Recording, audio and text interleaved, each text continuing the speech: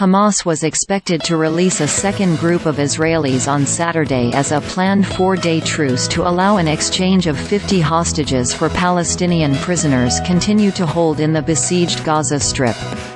Egyptian security sources said they had received the names of 14 Israeli women and children from Hamas and were waiting for more details on when the hostages would be handed over to Egyptian authorities.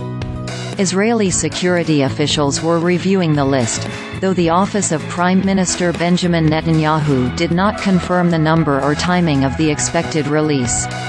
Earlier, Israeli prison authorities said they were preparing to release 42 Palestinian detainees, in line with the terms of the Qatari brokered accord agreed last week. Under the truce, the first break in the 7-week war, 50 women and children held by Hamas are to be released in stages over 4 days in return for 150 Palestinian women and children who are among thousands of detainees in Israeli jails. Hamas fighters freed 24 hostages on Friday, 13 Israelis, 10 Thai farm workers and a Filipino, and 24 Palestinian women and 15 teenagers were later released from Israeli detention. The former hostages underwent medical checks before returning for emotional reunions with relatives in Israel, where happiness mingled with concern for those still held by militants in Gaza. "I am happy I received my family back. It's allowed to feel joy and it's allowed to shed a tear. That's a human thing," said Yoni Katz Asher, whose wife Doron and children Raz and Aviv were freed on Friday. "But I am not celebrating.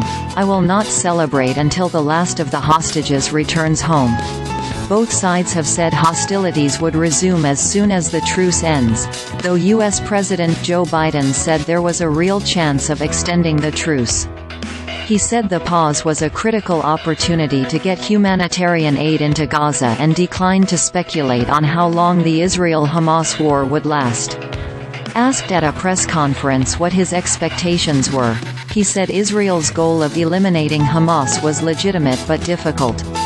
Israel has vowed to destroy Hamas after its fighters killed 1,200 people and took about 240 hostages after they broke through security barriers around the Gaza Strip and rampaged through Israeli communities around the blockaded enclave.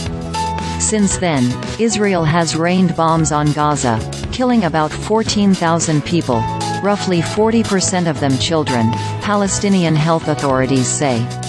Hundreds of thousands of Gaza's 2.3 million people have fled their homes, including most of those in its northern half. With the truce now silencing the guns, more aid has begun to trickle in.